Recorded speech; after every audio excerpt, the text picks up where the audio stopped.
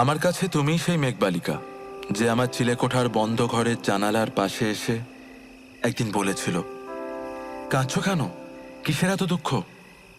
আমি বললাম, আমি নিঃস্ব, মিথ্যেবাদী, অসফল একজন মানুষ। আমার নিজের বলতে কেউ নেই, আমি একা।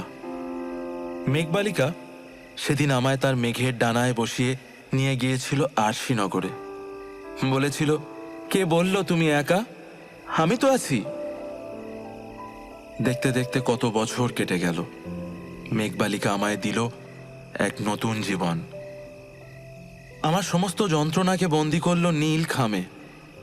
বাঁচার ইচ্ছে হলো আমার, ভালো থাকতে শেখালো আর সত্য বলতে। হঠাৎ করে কালো মেঘ জমলো আমার নীল আকাশে, সাথে প্রচন্ড বিদ্যুৎ সহযোগে বৃষ্টি। আমি পাগলের মতো মেঘবালিকাকে খুঁজছি, চারিদিক অন্ধকার।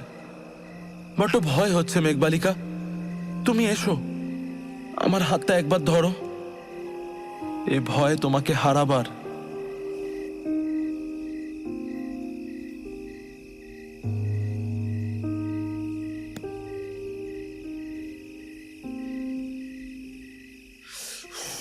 সন্ধ্যের পরটা না যা বেশ জমিয়ে ঠান্ডা পড়েছে।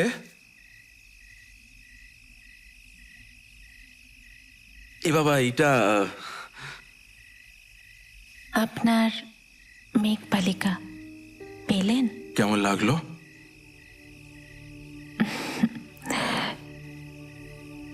দেখবেন একদিন আপনি ঠিক খুঁজে পাবেন আপনার মেঘবালিকাকে। সেটা তো সময় বল। ওটা দিন আমাকে। লাট্টুটা না মানে বড্ড, কোথায় সব জিনিসপত্র রাখে। না না, সত্যিই খুব ভালো লাগলো। ভালো লেগেছে আপনার? ভীষণ।